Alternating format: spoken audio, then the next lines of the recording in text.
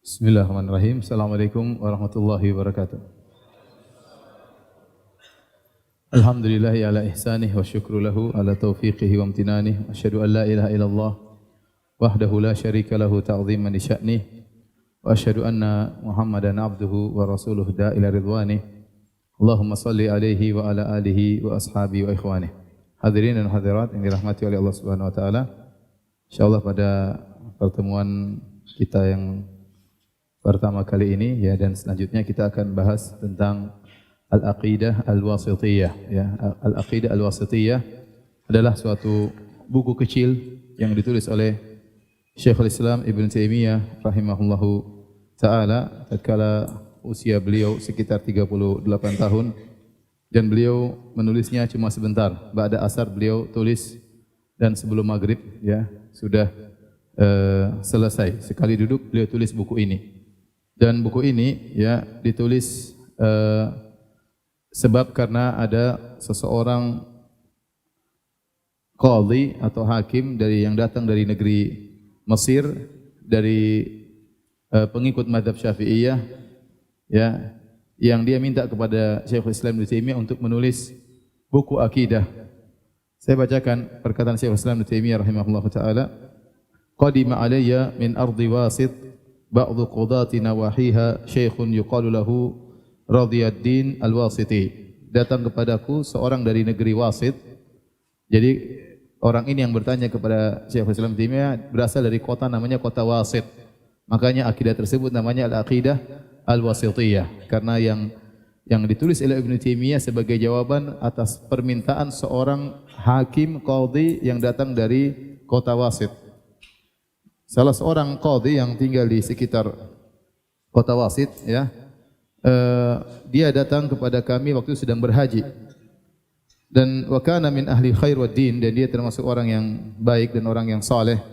Wa syakama an-nasu fihi bitilkal bilad wa fihi daulatut tatar, dan beliau mengeluhkan tentang kondisi manusia, kondisi masyarakat di negeri beliau, yang demikian juga datangnya orang-orang Tatar yang menguasai ya. Min ghalabatil jahli wa dhulm wa durusid din wal ilm, tentang kejahilan, kezaliman dan hilangnya ilmu dan hilangnya agama. Wa sa'alani an aktuba lahu aqidatan takunu umdatan lahu wa li ahli baitihi, dan dia minta kepadaku untuk menulis suatu akidah yang akan menjadi pegangan dia dan juga bagi keluarganya. Fasta'faitu min dzalik, maka aku minta maaf, aku bilang aku tidak bisa nulis. Wa qultu qad kataba an-nasu aqaida mutaaddidatan. Orang-orang sudah menulis banyak akidah. Ya, apalagi para salaf. Ya, akidah fulan, akidah fulan. Fa khudh ba'dha aqaidi a'immati sunnah. Maka aku nasihatkan kepadanya, ambillah sebagian akidah-akidah yang ditulis oleh para imam sunnah, yaitu para imam sunnah dari kalangan salafus saleh.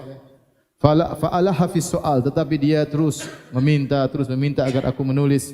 Wa qala ma uhibbu illa aqidatan taktubuha anta. Aku tidak ingin kecuali akidah yang kau tulis wahai Ibn Taimiyah. Fakatabtu lahu hadhil aqidata wa ana qa'idun ba'dal asr. Dan aku pun menulis akidah ini, aku duduk setelah salat asar ya.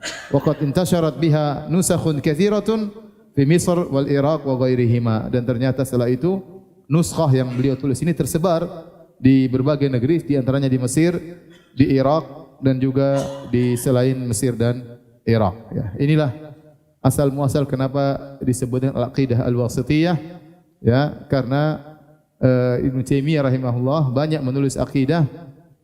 Kemudian nama buku tersebut dinisbahkan kepada kota sang penanya, seperti Risalah Tadmuriyah, karena yang bertanya kepada Ibnu Taimiyah dari Tadmur ya, dan beberapa buku seperti Al-Maraqishiyah dari Marrakesh ya, dari Maghrib. Dan banyak akidah-akidah yang ditulis oleh Ibnu Taimiyah rahimahullah atau tulisan-tulisan disandarkan kepada kota asal sang penanya.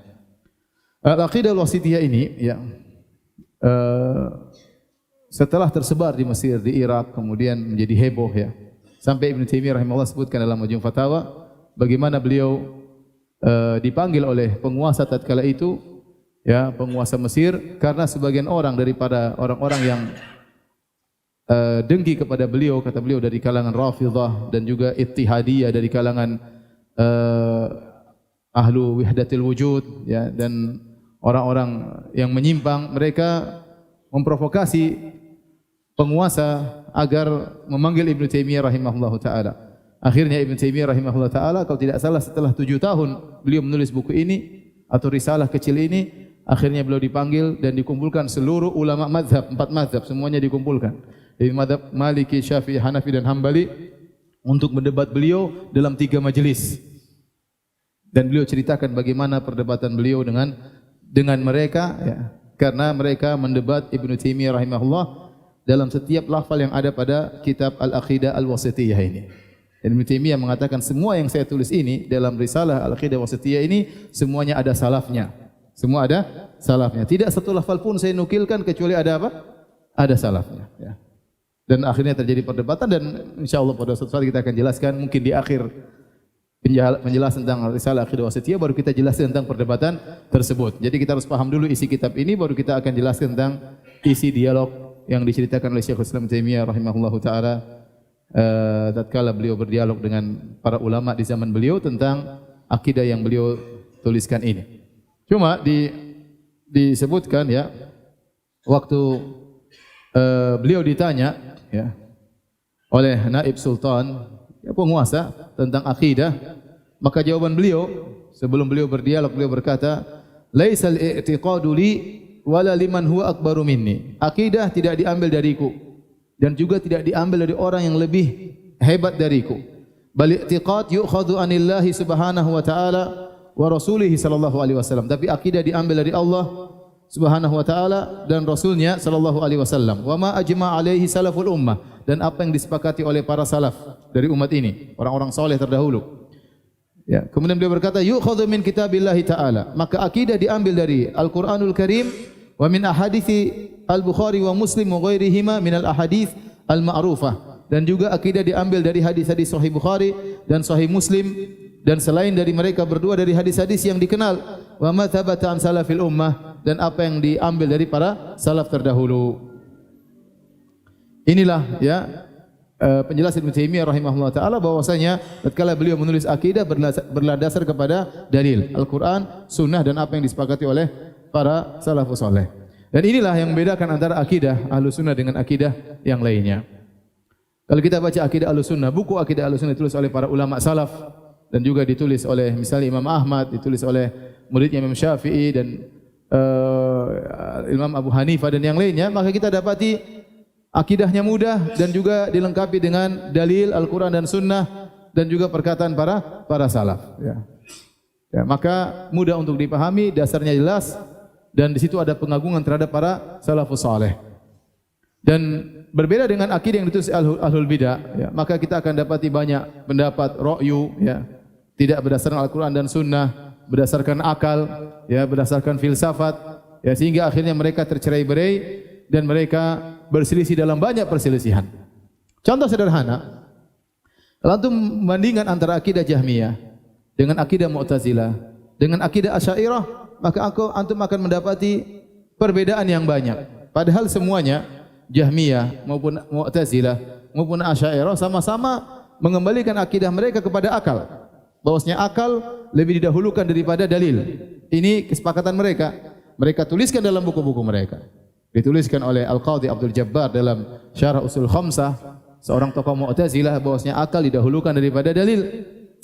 Dituliskan oleh Ar-Razi, tokoh Asy'ariyah, dalam bukunya bahwasanya akal didahulukan daripada dalil. Mereka semua sepakat bahwasanya yang menjadi patokan akidah adalah akal. Tetapi tatkala mereka sepakat pada sumber yang sama akal, ternyata produknya berbeda-beda karena akal berbeda-beda. Kalau kita katakan sumber akidah adalah akal, maka akal siapa yang mau dijadikan patokan? Akal siapa yang mau dijadikan patokan? Makanya sungguh indah perkataan Al-Imam Malik rahimahullahu taala, ya laita syi'ri bi ayyi aqlin yuzanul kitab wa sunnah. Sungguh amboi, sungguh indah, sungguh menakjubkan, ya, dengan akal siapa mau ditimbang Al-Qur'an dan sunnah, ya. Apakah setiap ada orang datang berdebat dengan kita, akalnya lebih hebat, akhirnya kita rubah akidah kita? Kalau akidah didasarkan kepada akal, maka akidah bisa berubah-ubah. Setiap ada orang lebih pintar, kita bisa merubah akidah kita. Ya.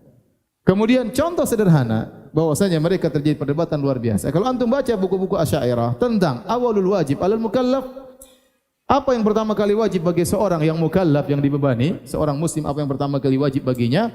Kalau akidah Ahlussunnah wal Jamaah mudah, tinggal mengatakan syahadatain, asyhadu alla ilaha illallah wa asyhadu anna muhammadar rasulullah, itu yang pertama kali wajib baginya untuk dia lakukan sebagai seorang mukallaf. Mereka debat sampai ada 7 pendapat. Ada yang mengatakan perkara yang wajib adalah nazar, ada yang mengatakan juz'un minan nazar, ya macam-macam sampai 7 pendapat. Mereka khilaf. Ada yang pertama mengatakan syak, harus ragu terlebih dahulu kalau masuk Islam. Sampai 7 pendapat, itu baru satu perkara karena akal mereka berbeda-beda, padahal mereka dalam satu kelompok namanya Asy'ariyah.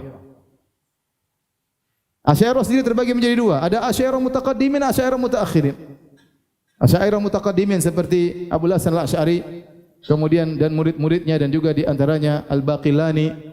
Mereka juga khilaf yang kuat dengan Asy'ariyah mutaakhirin seperti Razi dan lain-lainnya, Al-Juwaini dan yang lainnya.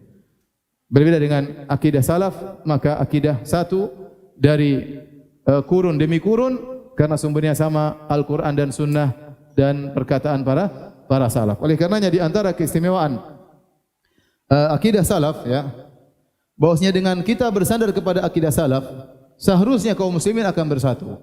Para duat akan bersatu. Kita tidak bicara masalah fikih khilaf panjang lebar. Sejak zaman sahabat sudah terjadi khilaf masalah fikih, masalah akidah tidak. Ya, masalah akidah tidak. Oleh karenanya waktu Ibnu Taimiyah ditanya, "Kenapa tulisan Anda semua fokus tentang masalah akidah?" Kata Ibnu Taimiyah rahimahullah taala, adapun masalah fikih, kalau khilaf tidak ada masalah selama tidak menyelisih ijma', tidak boleh seorang disesatkan. Selama tidak menyelisih apa? Ijma'. Ini perkataan Ibnu Taimiyah rahimahullah taala.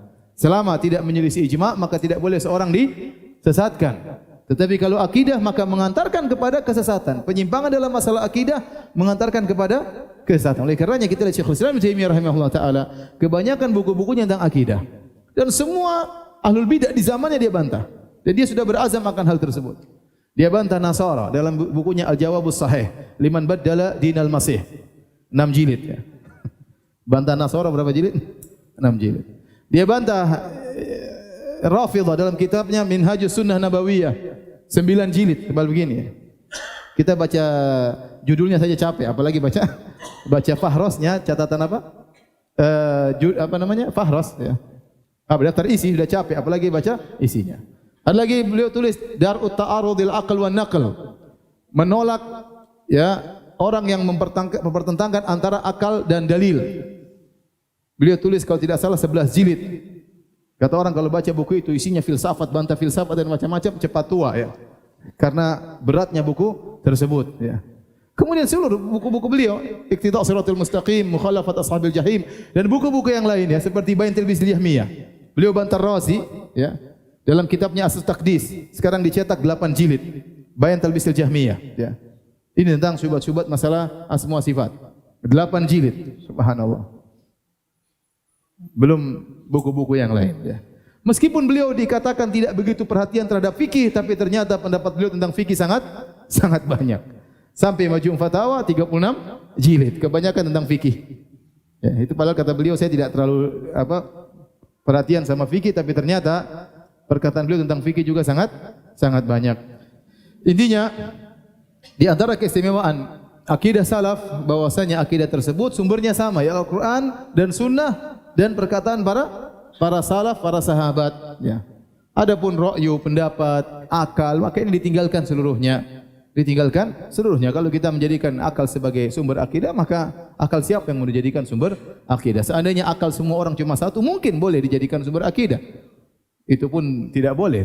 Apalagi kalau akal ternyata al-uqul mutafawitah, akal itu bertingkat-tingkat. Kemudian dengan kita menjadikan berpegang kepada akidah as-salaf ya, akidah Ahlussunnah wal Jamaah, maka kita akan menggabungkan Al-Qur'an dan Sunnah. Ya, karena setiap kita baca masalah akidah dalilnya apa? Al-Qur'an dan Sunnah. Beda kalau kita baca Ahlul Bidah, dia bikin statement tidak ada dalilnya. Terkadang dia bikin statement dalilnya Al-Qur'an dan Sunnah, dia takwil semua. Oh ini maksudnya bukan begini. Oh maksudnya bukan begini. Oh maksudnya bukan begini. Akhirnya kita jadi ini kok begini, dalil kok diginikan semuanya ya. Contoh sederhana. Dalil-dalil tentang Allah di atas sangat banyak ya. Alfu dalil kata 1000 dalil kata Ibnul Qayyim, bal alfani, bahkan 2000 dalil. Tentang Allah di atas terlalu banyak. Nah, kalau ini semua harus ditakwil, bagaimana penggabungan kita terhadap dalil? Ini 1000 dalil kita mau takwil semua. Oh, bukan maksudnya bukan begini. Oh, ini maksudnya bukan begini. Oh, maksud Nabi bukan begini. Oh, maksud Allah bukan begini. Sampai kapan kita mau begitu? Mana penggabungan kita terhadap Al-Qur'an dan Sunnah?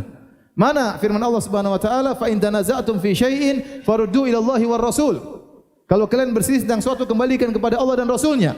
Sementara ada 1000 dalil depan kita, semuanya kita takwil. Oh, maksudnya bukan begini. Oh, maksudnya bukan begini. Oh, maksudnya bukan begini. Sementara Nabi tidak pernah mentakwil.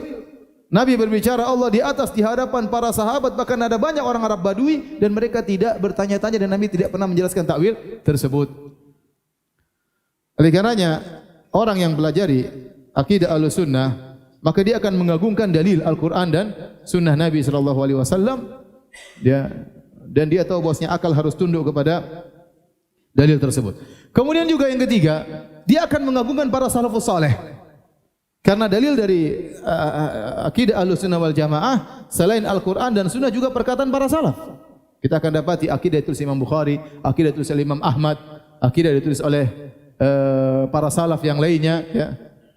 Oleh murid Syafi'i misalnya Al-Muzani, sehingga kita melihat ini akidah yang sangat luar biasa ditulis oleh para ulama terdahulu yang mensarikan dari Al-Quran dan Sunnah, mereka tuangkan dalam akidah mereka yang mereka tulis, sehingga mau tidak mau kita mengagungkan mereka karena kita tahu silsilah akidah kita ambil dari mereka, kalau Al-Quran dan Sunnah, dari sahabat, kemudian dari Nabi sallallahu alaihi wasallam, dari Al-Quranul Karim, ya. Tetapi kalau kita sudah tidak berpegang dengan akidah salaf, maka salaf ngomong gini, kita pendapat lain. Ya, imam ini bilang begini, kita milih pendapat yang lain, sehingga pengagungan terhadap sahabat, terhadap para salaf menjadi berkurang. Ya. Dengan meyakini akidah salafus saleh membuat kita mengagungkan dan mengikatkan diri kita dengan para sahabat. Ibnu Mas'ud berkata radhiyallahu taala anhu, "Innallaha nadhara fi qulubil ibad." Sungguhnya Allah melihat kepada hati-hati manusia. Fa wajada qalba Muhammadin khaira qulubil ibad. Maka Allah mendapati hatinya Nabi Muhammad sallallahu alaihi wasallam adalah hati yang terbaik. Fastafahu li nafsihi, maka Allah pilih Muhammad untuk dirinya.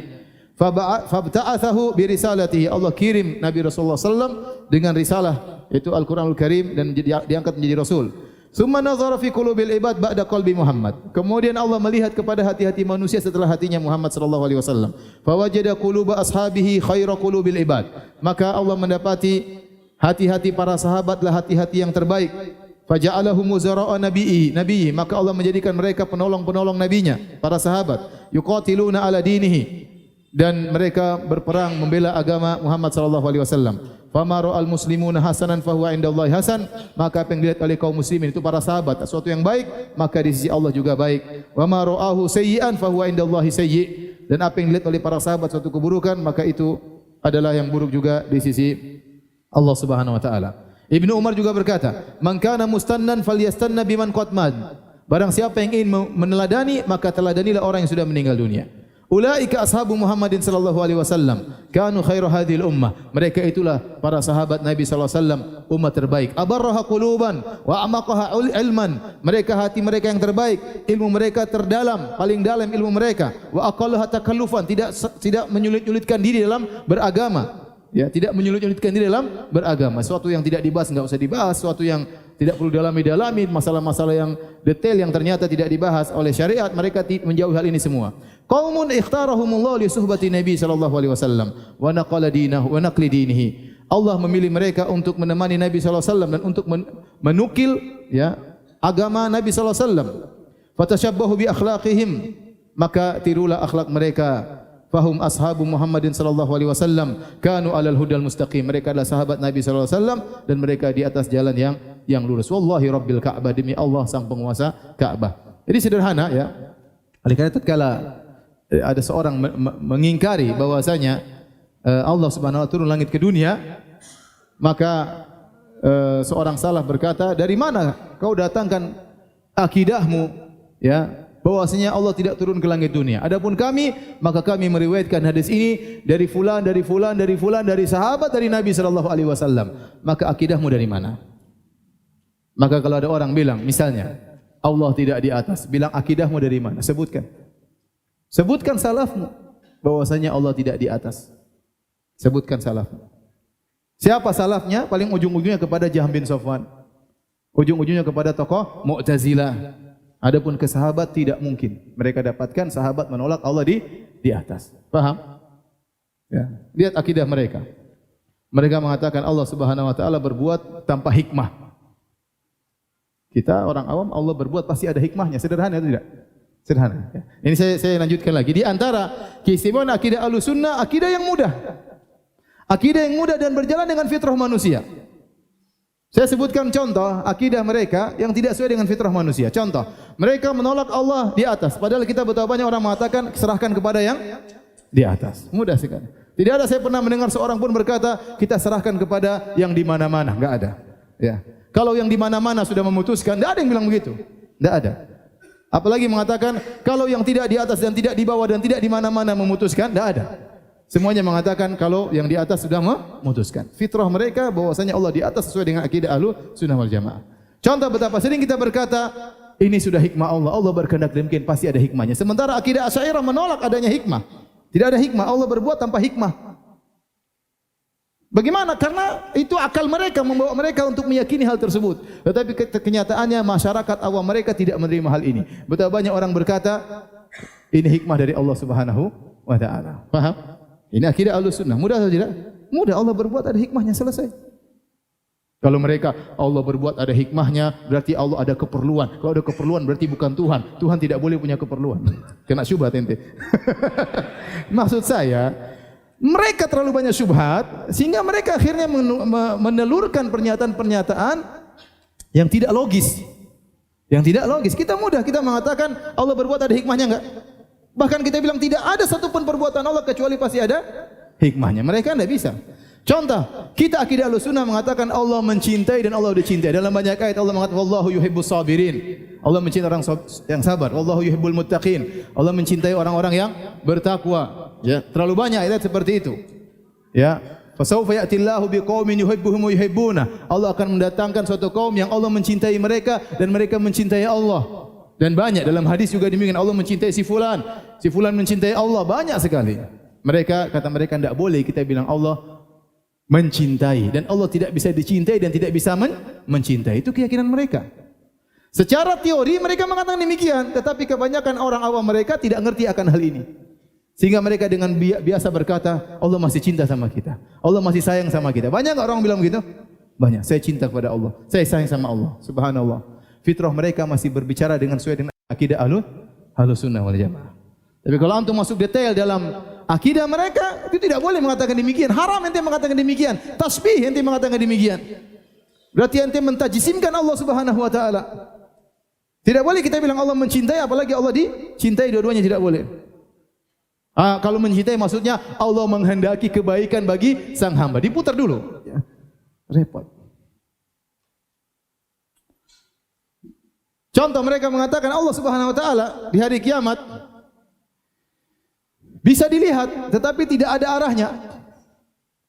Kalau kita kan lihat ke depan, lihat ke atas, lihat ya namanya lihat pasti berhadap-hadapan, ya tidak? Kata mereka di hari kiamat kelak Allah dilihat tapi tidak ala wajhil muqabalah, tidak berhadap-hadapan. Terus gimana cara melihat? Melihat ya pasti depan mata, ya enggak? Ada enggak ngelihat enggak di depan mata? Kata mereka enggak boleh. Kalau ente bilang Allah dilihat depan mata berarti Allah berarah. Kalau Allah berarah berarti mujassimah. Orang suruh mikir gitu enggak masuk akal. Ini maksudnya gimana? Kita bisa lihat Allah pada hari kiamat tapi tidak di arah, tidak di depan mata. Terus gimana cara melihat? Ya.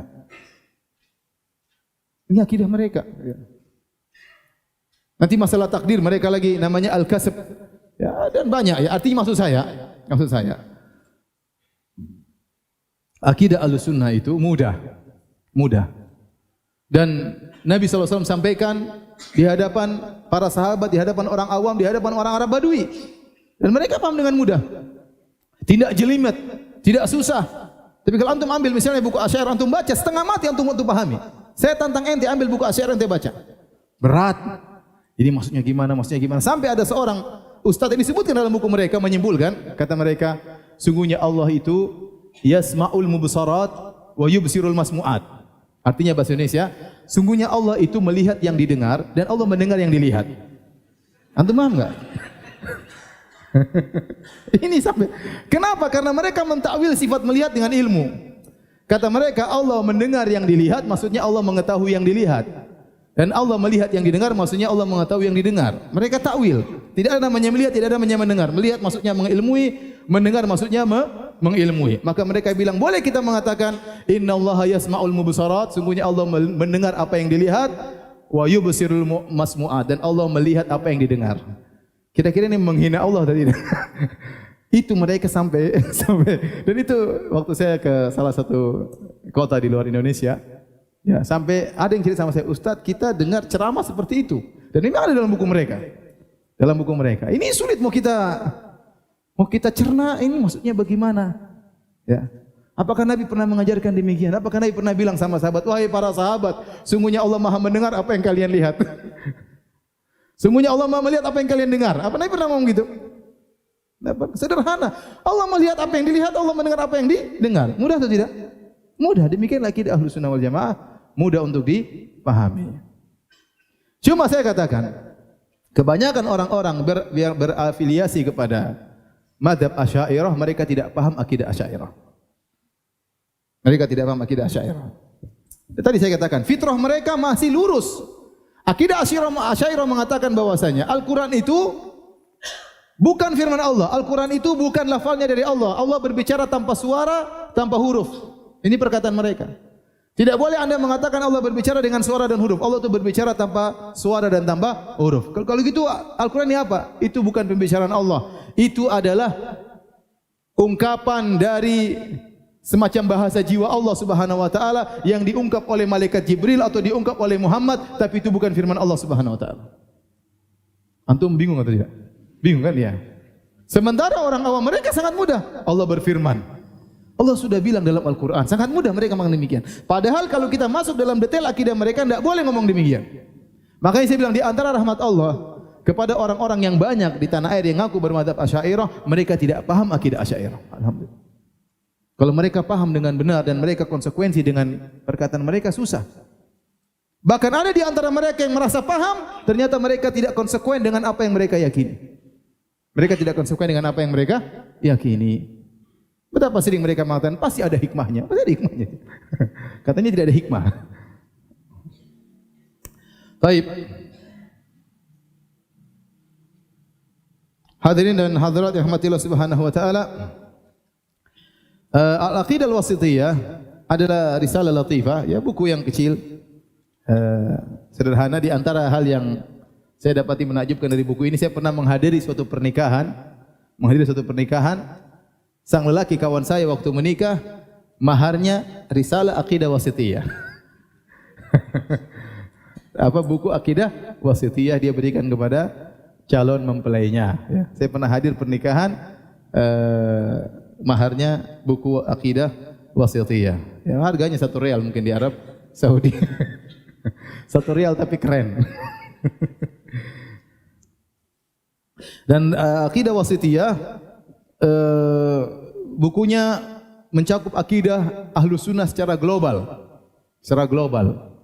Beda dengan sebagian kitab seperti misalnya kitab Tauhid berkaitan tauhid uluhiyah, ya. Atau sebagian buku misalnya tentang semua sifat. Tapi ini dia global dari seluruhnya, ya, dari tauhid asma sifat sampai seluruh cabang-cabang akidah tentang yaumil akhir. Sampai bagaimana dengan pemerintah, bersikap dengan pemerintah. Jadi mencakup akidah Ahlus Sunnah secara global dari awal sampai akhir. Maka kalau seorang menguasai akidah ini yang dia ringkas dan sederhana, maka insyaallah dia mengetahui akidah Ahlus Sunnah secara global.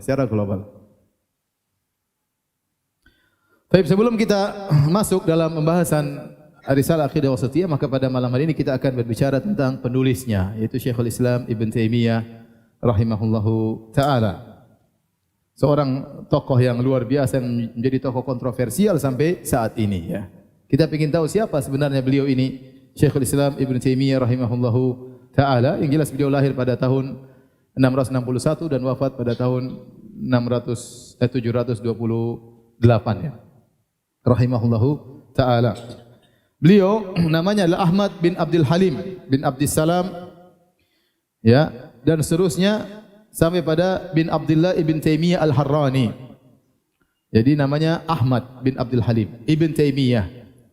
Adapun gelar beliau Taimiyah maka disebutkan bahwasanya kakeknya yaitu Muhammad bin Al-Khadir, kakek yang kelima, suatu hari berhaji dan dia melewati suatu jalan di kota namanya kota Taima. Maka dia melihat ada seorang anak kecil di sana, anak kecil perempuan, anak kecil di sana. Tatkala dia pulang ke rumahnya setelah haji, dia dapati istrinya melahirkan ya seorang anak perempuan, maka dia dipanggil ya Taimiyah, ya Taimiyah, ya. Dinisbahkan kepada kota Taima yang dia lewati tatkala haji, ya. Maka ada yang mengatakan ini disebahkan kepada salah satu dari nenek mereka, ya Taimiyah, ya. Kakek mereka disebut Ibn Taimiyah. Ya, wanita ini akhirnya punya anak digelari dengan Ibn Taimiyah. Adapun keluarga beliau rahimahullahu taala, maka keluarga yang penuh dengan ilmu. Kakek beliau, ya, yaitu Abdus Salam Abul Barakat, ya. Beliau salah seorang ulama besar dari mazhab Hambali. Di antara bukunya yang terkenal adalah Muntaqa min Akhbaril Mustafa, yang disyarah oleh Al-Imam Syaukani dalam kitabnya Nailul Autar. Nailul Autar itu adalah syarah dari kumpulan hadis-hadis yang dikumpulkan oleh kakeknya Ibn Taimiyah rahimahullahu taala, disyarah oleh Al-Imam Syaukani dengan buku yang ma'ruf yang diterjemahkan dalam bahasa Indonesia, namanya kitab Nailul Autar. Demikian juga bapak beliau Abdul Halim, ya. Setelah kakek Ibn Taimiyah meninggal, maka dia pun yang mengajar, melakukan program ajar mengajar, ya, dari ulama mazhab Hambali. Baru kemudian Syekhul Islam Ibn Taimiyah rahimahullahu taala. Adapun Ibn Taimiyah rahimahullahu taala, ya, maka guru beliau sangat banyak. Di antaranya bapak beliau, dan disebutkan bahwasanya guru beliau lebih dari 200 guru. Lebih dari 200 apa? Guru. Yaitu beliau belajar luar biasa, guru ini sampai lebih dari 200 guru. Adapun murid-murid beliau, maka sangat banyak yang terkenal. Di antara murid-murid beliau adalah Al-Hafiz Yusuf bin Abdurrahman Al-Mizzi. Al-Mizzi ini adalah ahli hadis, penulis kitab Tahdhibul Kamal. Tahdhibul Kamal. Kemudian disusun kembali oleh Ibnu Hajar Al-Asqalani dalam Tahdhibut Tahdhib. Kemudian Tahdhibut Tahdhib diringkas lagi oleh Ibnu Hajar dalam Takribut Tahdhib. Ini buku tentang para perawi Kutubus Sittah. Kalau antum ingin tahu perawi ini dalam Sahih Bukhari, fulan ingin tahu, lihat buku ini. Dalam Sunan Tirmidzi ada an fulan, ada rawinya ente ingin tahu, kembali kepada kitab Tahdhibul Kamal yang kemudian diringkas oleh Ibnu Hajar Al-Asqalani sampai menjadi Takribut Tahdhib. Sumber buku ini adalah kitab karangan murid Ibnu Taimiyah namanya Al-Mizzi. Kemudian di antara murid beliau adalah Syamsuddin Ibnu Abdul Hadi, seorang ahli hadis juga yang punya buku terkenal Al-Muharrar, kumpulan hadis-hadis yang ini merupakan kurikulum yang dipelajari oleh para penuntut ilmu di kuliah hadis di Universitas Islam Madinah. Masuk kuliah hadis S1 yang disuruh hafal kitab Al-Muharrar. Hadis-hadisnya harus dihafalkan. Mereka anak kuliah hadis harus hafal 1000 hadis, ya. Dalam pelajaran mereka diambil dari kitab Al-Muharrar. Kemudian di antara murid Ibnu Taimiyah yang terkenal adalah Az-Zahabi. Az-Zahabi yang masyhur, ulama ahli sejarah dari kalangan mazhab Syafi'i yang punya kitab Tarikhul Islam, kalangan Az-Zahabi, demikian juga kitab Siyar A'lam An-Nubala. Terkenal. Siapa yang tidak tahu Al-Imam Az-Zahabi, dan juga ahli hadis seperti beliau punya buku Mizanul I'tidal, ya, tentang rawi-rawi hadis yang dikritik, yang kemudian dilanjutkan oleh Ibnu Hajar dalam kitabnya Lisanul Mizan. Ya, inilah Az-Zahabi rahimahullahu taala. Demikian juga dalam kitab misalnya kitabnya Abu Abdillah Al-Hakim, ya, Mustadrak, yang dia berusaha mengumpulkan hadis-hadis yang sahih di luar dari Sahih Bukhari, Sahih Muslim. Kumpulkanlah beliau dalam buku namanya Al-Mustadrak. Terkadang diberi komentar oleh Az-Zahabi, benar, dikritiki, ya. Itu Al-Imam Az-Zahabi rahimahullahu taala. Kemudian dan dia bermadzhab Syafi'i. Di antara murid Syekhul Islam Ibnu Taimiyah adalah Ibnu Qayyim Al-Jauziyah. Ibnu Qayyim Al-Jauziyah ma'ruf, bukunya sangat banyak dari mazhab Hambali. Kemudian Ibnu Muflih yang punya kitab Al-Furu' dan Al-Adab Asy-Syar'iyyah yang juga dari mazhab Hambali.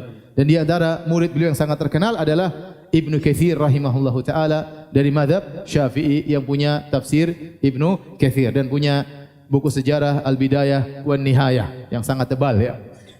Ini di antara murid-murid Syekhul Islam Ibnu Taimiyah. Kalau ada yang bertanya, Ibnu Taimiyah mazhabnya apa? Jadi kita lihat sejarahnya, kakeknya Hambali, bapaknya apa? Hambali. Maka Ibnu Taimiyah rahimahullahu taala pada dasarnya bermadzhab Hambali.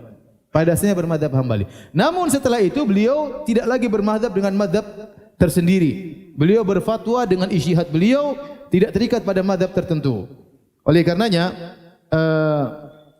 dikatakan oleh Ibnu Nasruddin Ad-Dimashqi, dikatakan nasya'a Hambaliyan tsumma sara, asalnya dia Hambali, la yufti bi madzhabin muayyan. Setelah itu beliau tidak berfatwa dengan madzhab tertentu.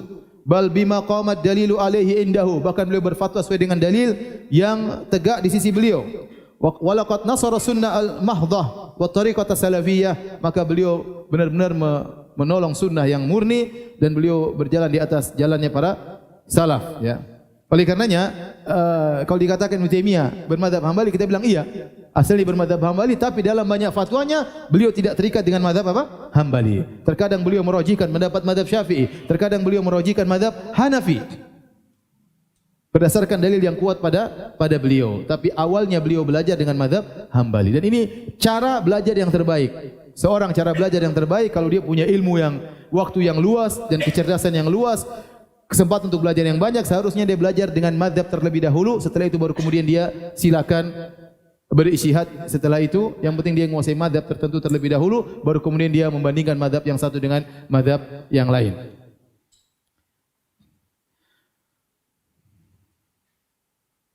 Baik.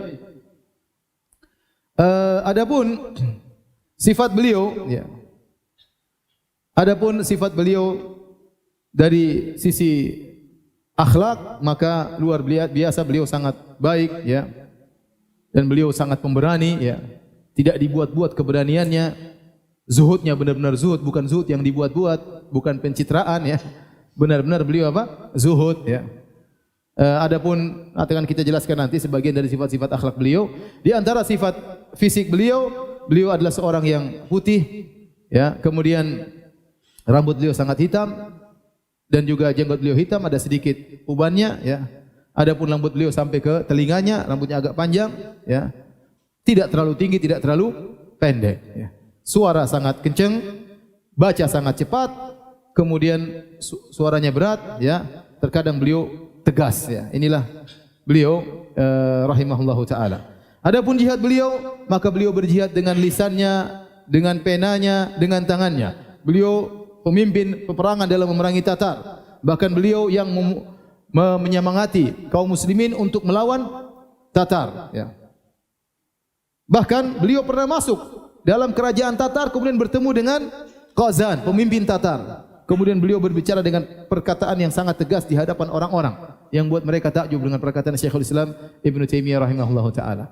Jadi membicara ilmu beliau hebat, bicara jihad beliau juga apa? Hebat, dan ini diakui oleh kawan dan lawan.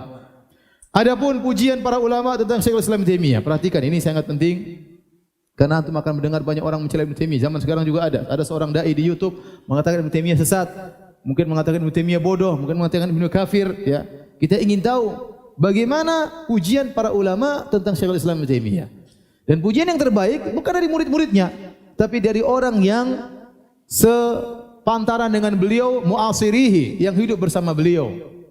Dahulu ada seorang menulis buku yang mengatakan barang siapa yang mengatakan Ibnu Taimiyah Syekhul Islam maka dia kafir. Orang ini namanya Muhammad bin Muhammad Al-Ajami yang dikenal dengan Al-Ala Al-Bukhari. Wafat pada 841. Itu setelah Ibnu Taimiyah meninggal. Sekitar belasan tahun Ibnu Taimiyah meninggal baru kemudian ditulis buku ini. Dibantah oleh seorang bernama Ibnu Nasruddin Ad-Dimashqi dalam kitabnya Ar-Raddul Wafir.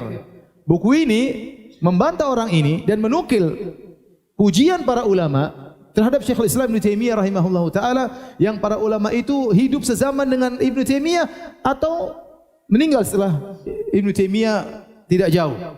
Ya. Saya akan bacakan pujian para ulama tentang Ibnu Taimiyah rahimahullahu taala.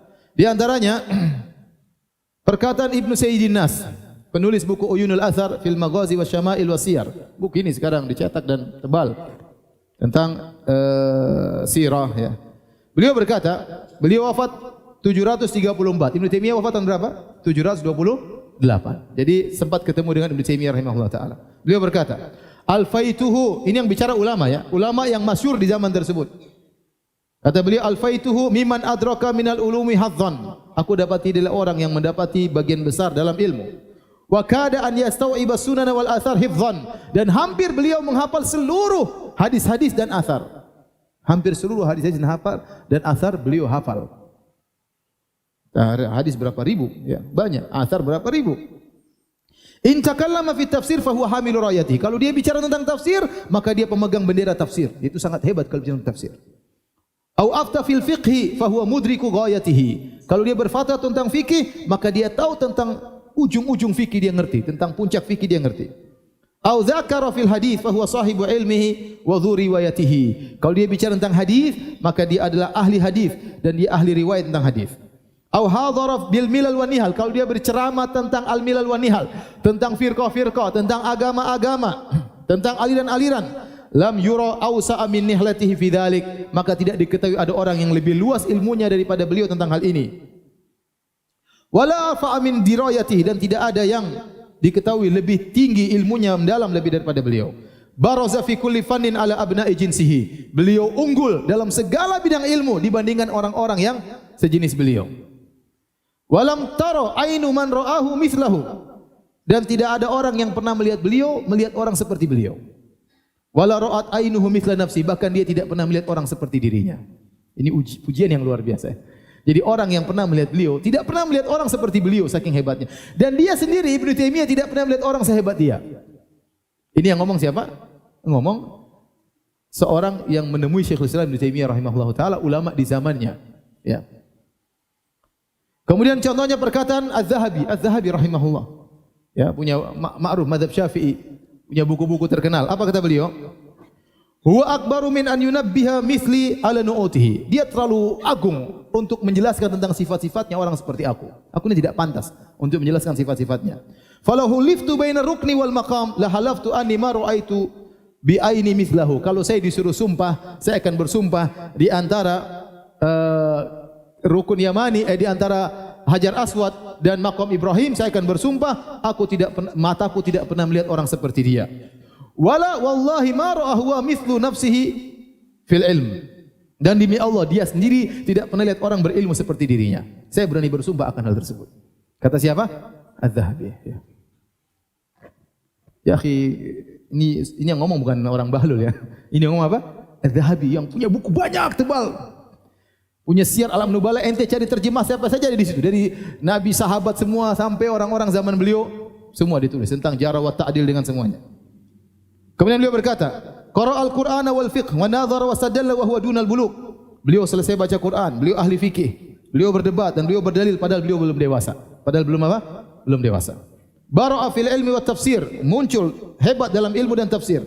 Wa afta wa darrasa wa lahu nahul 20. Beliau sudah berfatwa dan beliau sudah resmi mengajar padahal umur beliau baru sekitar 20 tahun. Wa sannafa at-tasanif wa sara min akbaril ulama fi hayati syuyukhihi. Maka beliau menulis buku-buku, jadilah beliau menjadi ulama besar padahal guru-gurunya masih hidup. Dia langsung bisa menyamai guru-guru beliau. Beliau puji banyak sekali ya.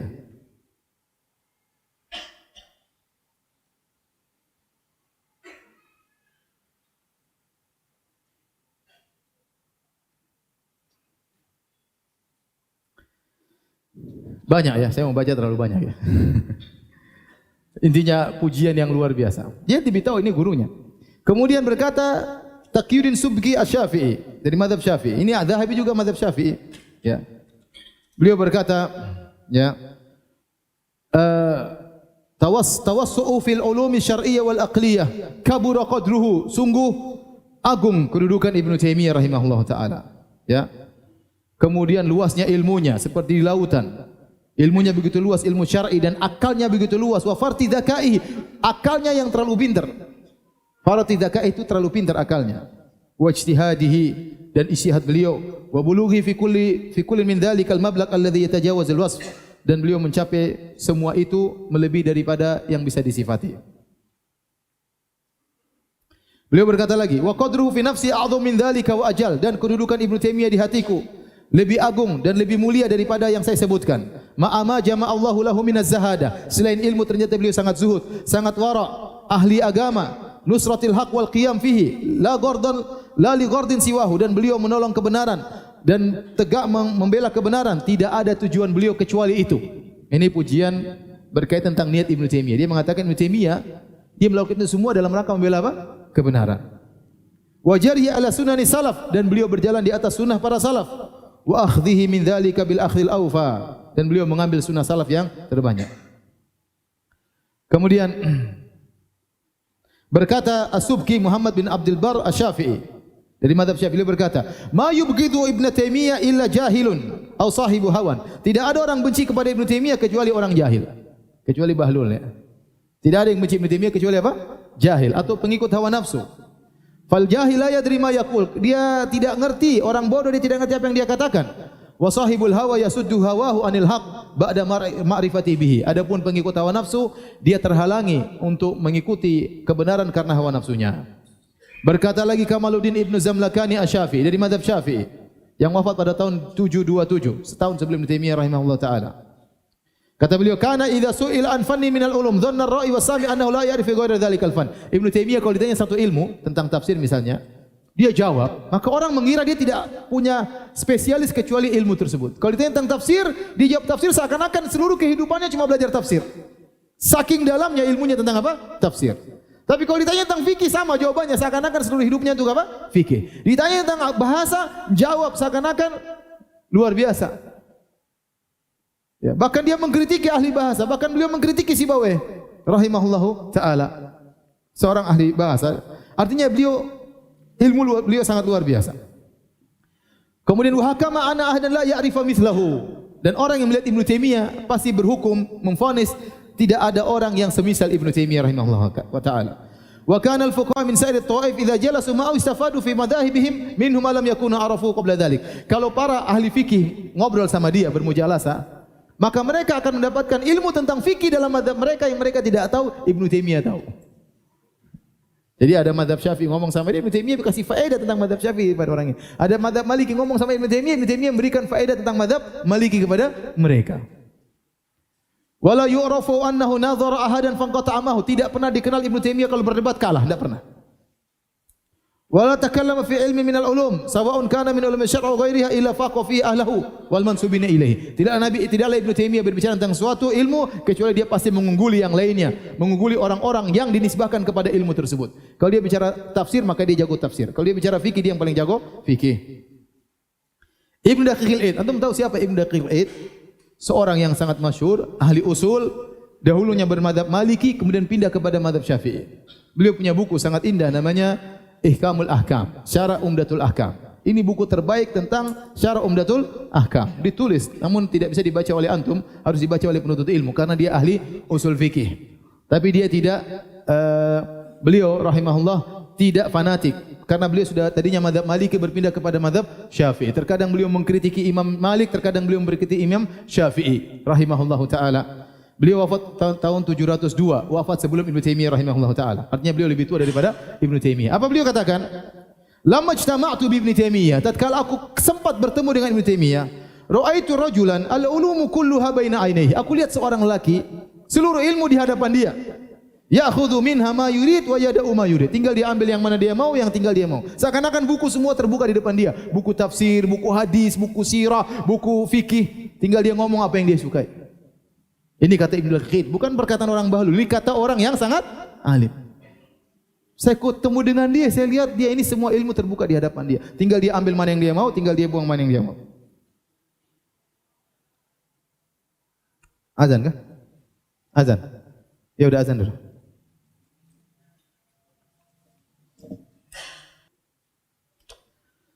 Baik, hadirin hadirat Allah Subhanahu wa taala, terlalu banyak mau kita bahas tapi mau kita baca tentang pujian ulama, tapi saya pilihkan perkataan Al-Hafidz Ibnu Hajar rahimahullahu taala ya. Karena Ibnu Hajar terkenal punya kitab apa? Fathul Bari, syarah Sahih Al-Bukhari, dan tidak ada orang pernah mensyarah Sahih Al-Bukhari seperti Al-Imam Ibn Hajar rahimahullahu taala. Makanya dikatakan la hijrata ba'dal fath, sampai dikatakan tidak ada hijrah lagi setelah Fathul Bari. Artinya tidak ada yang bisa menulis seperti syarahnya Al-Hafidz Ibn Hajar seperti dalam kitabnya Fathul Bari. Dan beliau tulis kalau tidak salah 20 tahun lebih buku Fathul Bari tersebut, bahkan disebutkan beliau ditolong juga oleh murid-murid beliau dalam menulis kitab tersebut. Diakui keilmuannya ya, menjadi rujukan setiap ulama di zaman sekarang. Al-Hafidz Ibn Hajar rahimahullahu taala. Beliau sebagian dalam perkataan beliau bermadzhab Syafi'i, dan beliau juga dalam sebagian hal tidak sepakat dengan Ibnu Taimiyah rahimahullahu taala ya. Dalam beberapa hal beliau tidak sepakat dengan Ibnu Taimiyah rahimahullahu taala, bahkan dalam sebagian pendapat beliau dalam Fathul Bari menunjukkan beliau terpengaruh dengan akidah Asy'ariyah. Tetapi kita lihat bagaimana ujian beliau terhadap Ibnu Taimiyah rahimahullahu taala, padahal madzhab berbeda, terkadang akidah juga berbeda ya. Ini menunjukkan bagaimana adilnya seorang ulama. Kata beliau, wa syuhratu imamati Syekh Taqiyuddin Ibn Taimiyah asyharu minas syams. Beliau buka ujiannya dengan berkata, kemasyhurannya, keimamannya, ya, masyhurnya keimaman maksudnya kepemimpinannya, dia seorang imam dalam agama. Ibn Taimiyah itu lebih terkenal daripada matahari. Masya Allah. Lebih masyhur daripada apa? Matahari. Ini pujian luar biasa. Siapa yang lebih terkenal dari matahari? Pasti matahari lebih terkenal, tetapi ini hiperbola dalam memuji. Kata dia, ketenaran Ibnu Taimiyah sebagai seorang imam dalam agama lebih terkenal daripada apa? Matahari. Wa talqibuhu bi Syekhul Islam baqin ilal an alal al-sunnati zakiyah. Wa yastamirru ghadan lima kana bil ams, dan beliau digelari dengan Syekhul Islam. Ini gelar luar biasa. Ada orang sakit hati dengan gelarnya Syekhul Islam, dengan disebut dengan Syekhul Islam. Ibnu Taimiyah digelar Syekhul Islam sampai beliau mengatakan yang mengatakan Ibnu Taimiyah Syekhul Islam kafir. Ya, maka itu yang dibantah oleh Ibnu Nasruddin Ad-Dimashqi, dan bantahan tersebut dikasih mukaddimah oleh Ibnu Hajar. Kata beliau, dan beliau digelari dengan Syekhul Islam, gelar tersebut akan terus berlanjut hingga sekarang ya, di lisan-lisan yang suci, yang bersih, dan akan terus berlanjut kemudian hari sebagaimana telah berjalan kemarin. Wala yunkiru dzalika ila man jahila miqdarahu wa tajannaba al-insaf. Tidak ada yang mengingkari gelar Ibnu Taimiyah dengan Syekhul Islam kecuali seorang yang tidak tahu tentang kedudukan Ibnu Taimiyah dan dia tidak bersifat adil. Fama aktsar ghalat man ta'ata dzalika wa aktsara gubara. Fallahu ta'ala wal mas'ul. Dan seterusnya beliau berkata, walau lam yakun min fadli hadzal rajul illa ma nabbahu alaihi al-Hafiz Syahir Alamuddin Al-Birzali fi tarikhihi. Kalau bukan keutamaan orang ini Ibnu Taimiyah cukup yang disampaikan oleh seorang ahli sejarah Al-Birzali, maka itu sudah cukup dalam buku tarikhnya bahwasanya tidak ada dalam Islam orang yang berkumpul dalam jenazahnya tatkala meninggal seperti jenazahnya Ibnu Taimiyah rahimahullahu taala. Ini saja sudah cukup bahwasanya Ibnu Taimiyah adalah orang yang sangat mulia. Ya. Kenapa? Karena waktu Ibnu Taimiyah meninggal dunia, seluruh penghuni kota semuanya hadir. Padahal di kota tersebut, ya, di Damaskus waktu itu banyak fuqaha dari mazhab-mazhab yang lain yang musuh Ibnu Taimiyah. Ibnu Taimiyah dipenjara berulang-ulang. Mereka pergi ke penguasa, kemudian memprovokasi penguasa. Ibnu Taimiyah dipenjara sampai 3 kali, sampai akhirnya meninggal di penjara. Waktu dia meninggal, semua orang keluar untuk mengiring jenazah beliau, ya, rahimahullahu taala. Kecuali 3 orang yang bersembunyi. 3 orang ini terkenal sangat memusuhi Ibnu Taimiyah. Kenapa dia tidak hadir? Takut dipukuli masyarakat. Maka dia sembunyi. Semua orang keluar. Maka tidak dikenal ada jenazah paling banyak seperti jenazah Ibnu Taimiyah rahimahullah taala. Kecuali jenazah Imam Ahmad. Imam Ahmad di Baghdad, karena jumlah orang di Baghdad lebih banyak, dan Imam Ahmad itu semua orang semanhaj dengan Imam Ahmad. Beda Ibnu Taimiyah banyak musuhnya tatkala itu. Tetapi meskipun demikian, yang hadir sangat apa? Sangat banyak.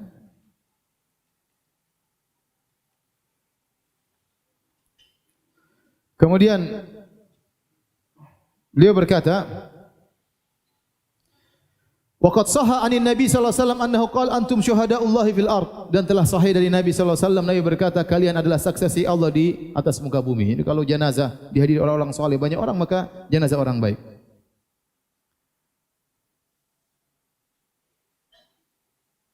Kata beliau, waqad qama ala Syekh Taqiyuddin jama'atun minal ulama miraran bisababi asya'an karuha alaihi minal usul wal furu'.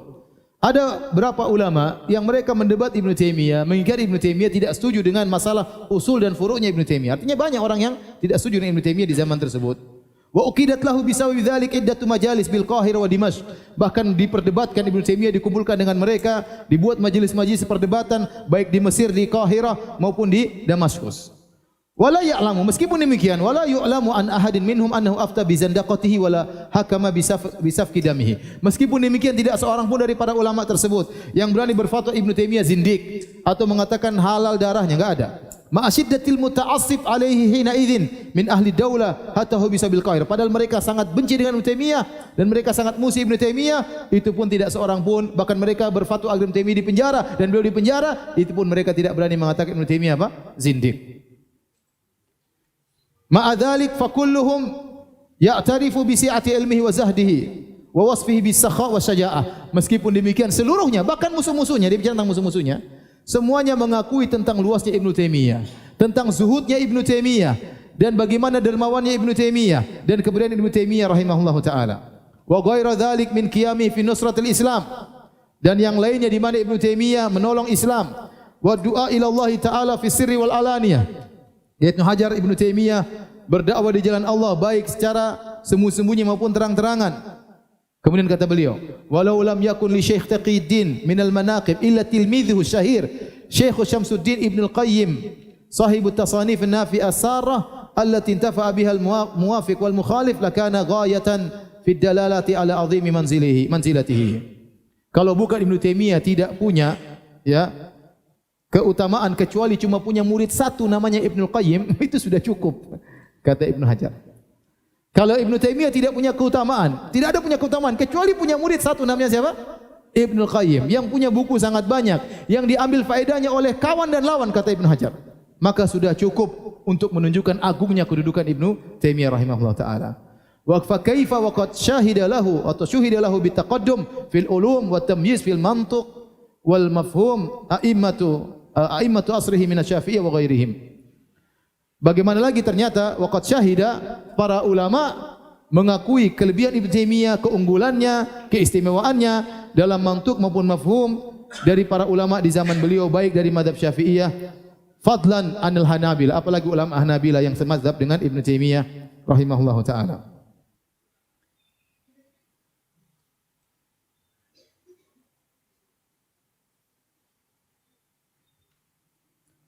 Kemudian beliau juga berkata,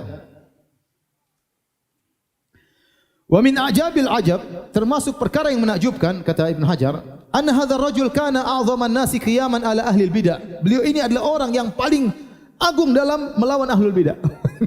Ini yang bilang siapa? Ibnu Hajar memuji Ibnu Taimiyah.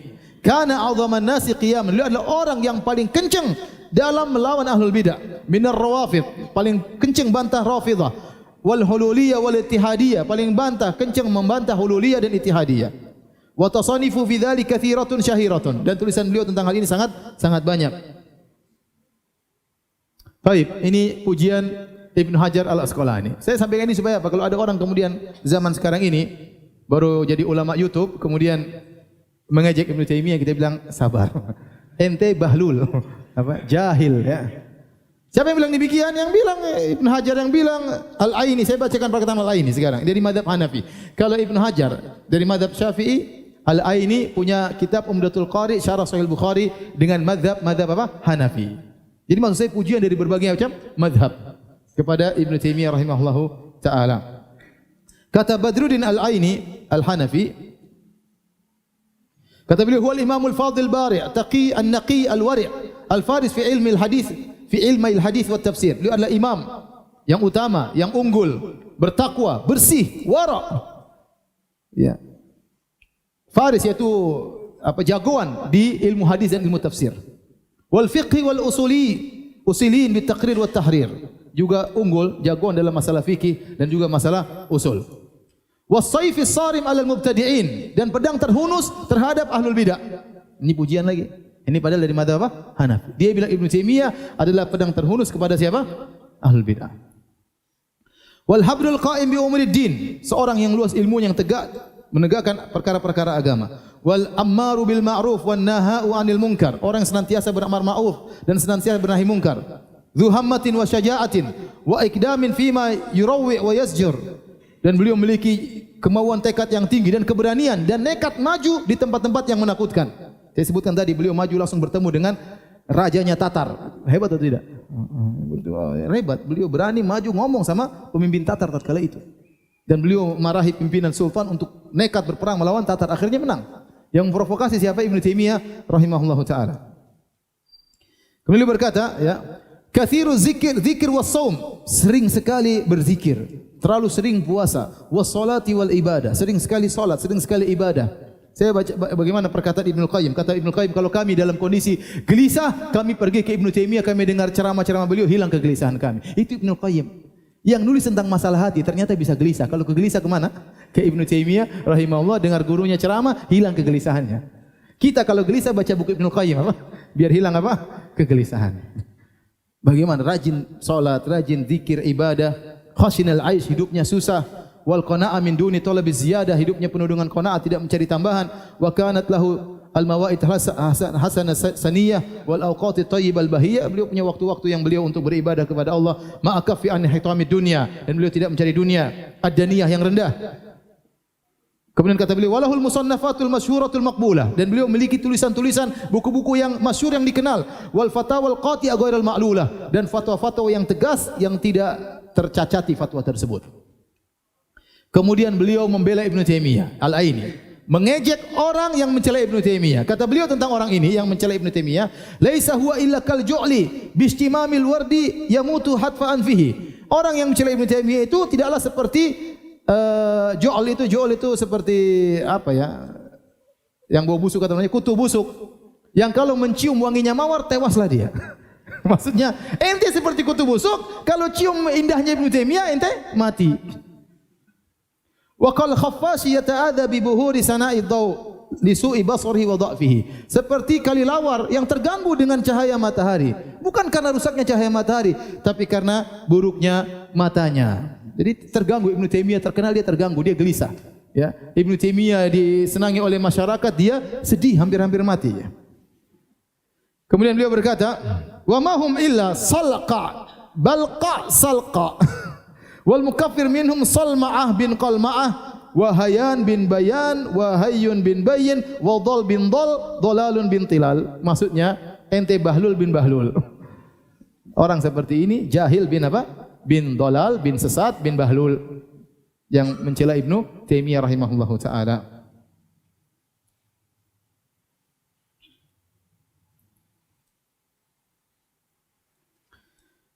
Adapun Ibnu Taimiyah rahimahullah taala, karena banyak orang tidak suka dengan beliau, maka terjadi banyak tuduhan terhadap beliau. Makanya sampai ditulis risalah doktorah, ya, disertasi tentang Dawaul Munawiin, yaitu tuduhan-tuduhan yang tidak benar kepada Ibnu Taimiyah rahimahullah taala. Ya. Dituduh begini, dituduh begini, tuduh begini, tidak benar. Banyak yang tidak benar. Dituduh mengatakan Allah mujassim dan macam-macam, Allah jism dan yang lainnya. Di antaranya yang menuduh Ibnu Taimiyah yang terkenal adalah Ibnu Battutah. Ibnu Battutah seorang orang yang suka rihlah, bersafar ke sana kemari, ya, dalam bukunya yang dikenal dengan Rihlatu Ibni Battutah. Buku judulnya Rihlatu Ibni Battutah yang namanya Tuhfatul Anzar fi Ghara'ibil Amsar wa Ajaibil Asfar. Beliau berkata, Ibnu Battutah, wasaltu yaumal khamis tasi' min syahri Ramadan al-mu'azzam ama 26 ila Madinah Dimashq Syam. Aku sampai pada hari Kamis tanggal 9 Ramadan tahun 726 di kota Damaskus, tempatnya Ibnu Taimiyah. Jadi dia sampai bulan Ramadan tahun 726 di kota Damaskus. Kemudian dia berkata, wa kana bi Dimashq min kibari fuqaha'il Hanabilah Taqiyuddin Ibnu Taimiyah. Di antara kibar ulama di kota Damaskus dari mazhab Hambali adalah Ibnu Taimiyah. Ya, yatakallamu fil funun, dia berbicara tentang segala macam ilmu. Illa ana fi aqlihi syai'an, kecuali akalnya terganggu katanya. Kata dia, akal Ibnu Taimiyah apa? Terganggu. Wa kana ahlu Dimashq yu'azzimunahu asyadda ta'zim, dan penduduk kota Damaskus mengagungkannya dengan pengagungan yang luar biasa. Wa yu'azzimu 'alal wa ya'idhuhum 'alal mimbar, dan dia memberi wejangan kepada mereka di atas mimbar. Jadi kata dia Ibnu Taimiyah akalnya terganggu tapi diagungkan oleh penduduk Damaskus. Jadi yang terganggu otaknya siapa? Penduduk Damaskus atau Ibnu Taimiyah? Bagaimana penduduk Damaskus mengagungkan orang yang akalnya apa? Terganggu. Bagaimana penduduk Damaskus ridho diberi nasihat oleh orang yang akalnya apa? Terganggu. Ini perkataan Ibnu Battutah. Kemudian dia berkata, Fahadartu yaumal jum'ah wa huwa ya'idun nas. Aku hadir di majelisnya pada hari Jumat, dia sedang menceramahi orang-orang. Ala mimbaril jami', di mimbarnya Masjid Al-Jami'. Wa yudzakiruhum, dan mengingatkan mereka. Fakana min jumlati kalamihi anqal, di antara wejangannya Ibnu Taimiyah dia berkata, innallaha yanzilu ila sama'id dunya kanuzuli hadza. Sungguhnya Allah turun ke langit dunia seperti turunnya aku ini. Wa nazala darajatan min darajil mimbar, kemudian dia turun satu tangga dari derajat mimbar. Jadi dia nuduh Ibnu Taimiyah menyamakan Allah dengan apa? Dirinya. Dan ini tidak mungkin. Ibnu Taimiyah dalam bukunya bantai ini semua. Ini kedustaan nyata. Dia bilang Ibnu Taimiyah mengatakan Allah turun ke langit dunia sebagaimana aku turun dari mimbar. Fa'aradahu faqihun Maliki yu'rafu bi Ibn Zahra. Maka ada seorang ahli faqih dari mazhab Maliki membantah Ibnu Taimiyah wa ankara ma takallama bihi, dan mengingkarinya. Faqamatil 'ammatu ila hadzal faqih wa darabuhu bil aidi wan ni'al darban katsiran hatta saqatat imamatuhu. Maka akhirnya orang-orang pun memukul orang faqih ini dari mazhab Maliki, dipukul dengan tangan mereka sampai jatuh imamahnya. Ini semua dusta ya. Jadi orang-orang bela Ibnu Taimiyah ini orang yang bantah dihajar. Ini tidak benar. Dibantah oleh para ulama. Ya, ternyata kalau kita baca terjemah biografi Ibnu Taimiyah rahimahullah taala, ternyata Ibnu Taimiyah waktu Ibnu Battuta hadir di salat Jumat dia sedang di penjara. Dia sedang di penjara. Kata Ibnu Taimiyah masuk penjara pada bulan Sya'ban tahun 726 Hijriah. Sementara dia bilang dia lihat Ibnu Taimiyah khutbah bulan apa? Ramadan dan seterusnya. Dia datang pada bulan Ramadan 726. Padahal Ibnu Taimiyah di penjara selama 2 tahun sejak tanggal 10 atau 8 Sya'ban 726, tidak keluar kecuali 2 tahun atau 3 tahun setelahnya. Dan ini merupakan kedustaan. Oleh karenanya banyak ulama yang meragukan kebenaran Ibnu Battuta, di antaranya Ibnu Khaldun. Ibnu Khaldun juga meragukan tentang kejujuran Ibnu Battuta karena banyak aneh-aneh dalam sejarah yang dia tulis tentang rihlah perjalanannya, banyak yang aneh-aneh. Maka disebutkan bahwasanya Ibnu Khaldun juga meragukan tentang hikayat-hikayat yang disampaikan oleh Ibnu Battuta. Bahkan beliau berkata, "Fatanajan nasu bitakdzibihi." Maka orang-orang pun mendustakan Ibnu Battuta. Di antara cerita yang dia sampaikan dalam bukunya, tatkala dia pergi ke India, kata dia, "Wa wasalna ila jabalin Bishai wa bihi zawiyatu Syekh Saleh Ata Aulia." Kami pun sampai di suatu gunung, ya, mungkin gunung teh atau yang semacamnya. Di situ ada pojokan, di situ ada seorang syekh yang saleh namanya Ata Aulia. Wa hum yadhkuruna anna umrahu 350 aman. Orang-orang mengatakan umurnya 350 tahun. Wa dakhalna ilaihi, aku pun masuk ke dalamnya. Wa sallamtu alaihi wa anaqanihi, aku pun menyalaminya dan dia pun memelukku. Wa jismuhu ratbun, dan badannya basah. Lam ara alyana minhu, aku tidak menemukan orang yang lebih lembut daripada orang ini. Wa yadhunnu ra'ihi anna umrahu 50 sana. Orang yang lihat dia disangka umurnya 50 tahun. Wa dzakar li annahu fi kulli 100 sanah yambutu lahu syi'rul asnan. Setiap 100 tahun giginya tumbuh lagi kembali. Rambutnya tumbuh lagi setiap 100 tahun. Kata orang ini kedustaannya. Di antara bukti bahwasanya tidak beres dalam menukil apa? Berita Ibnu Battuta. Baik. Lanjut apa sudah? Sudah ya? Masih panjang tentang sejarah Ibnu Taimiyah, tapi kita sampai sini saja. Insyaallah kita lanjutkan Jumat depan. Kalau ada yang bertanya, saya persilahkan. Wallahu taala alam bisawab. Ustaz, saya membaca judul video paranormal tentang penampakan. Tapi saya tidak jadi nonton karena saya takut terjerumus ke dalam kesyirikan dan takut salat saya tidak diterima 40 hari. Saya hanya membaca judulnya saja. Apakah saya jatuh dalam kesyirikan, Ustaz? Enggak lah, insyaallah. Judul banyak ya, judul ini orang tahu ini, enggak. Kalau kita mau cari tahu, ya itu tidak usah ya, kecuali dalam rangka untuk membantahnya, enggak apa-apa. Nabi SAW pernah mendatangi Ibnu Sayyad dalam rangka untuk membuktikan dia adalah orang yang tidak benar. Padahal Ibnu Sayyad dikatakan dia dukun, bahkan disangka dia dajjal. Jadi tidak boleh kita datang ke dukun kecuali untuk menjelaskan kebatilannya, enggak ada masalah. Tapi kalau ingin cari tahu, itu yang tidak diterima salatnya 40 hari. Adapun judul-judul di YouTube, ya kalau ente klik pengin tahu, itu tidak boleh. Tapi kalau ente ingin membantah, ingin kebunuh kekonyolannya, enggak ada masalah untuk berdakwah, bahan dakwah enggak ada masalah.